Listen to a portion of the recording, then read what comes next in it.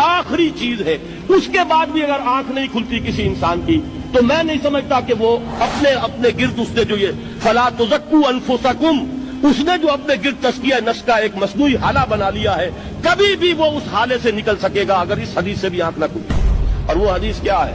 اللہ نے حکم دیا حضرت جبرائیل کو فلاں بستیوں کو الٹ دو اس کے رہنے والوں سمیت، کہ حضرت جبرائیل عرض کرتے ہیں کہ اللہ فلاں بستی کو الٹ دوں، اس میں تو تیرا فلاں بندہ بھی ہے جس نے پلک جھپکنے جتنی دیر بھی معصیت میں بسر نہیں کی.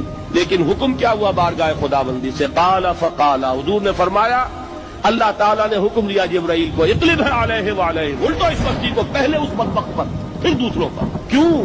اس لیے کہ اس کا چہرہ کبھی میری غیرت میں سرخ نہیں ہوا، اس چہرے کا رنگ نہیں بدلا.